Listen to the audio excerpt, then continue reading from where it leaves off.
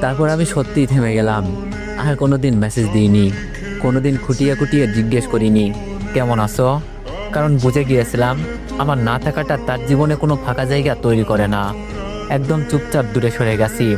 কেউ বুঝতে না পারলেও আমি জানতাম এই নীরবতা একটা শেষ সিদ্ধান্ত। হয়তো সে ভেবেছিল অভিমান একটু কমলে আমি আবার ফিরে আসব, আবার আগের মতো হাসবো, লিখবো, কথা বলবো। কিন্তু আমি আর ফিরিনি।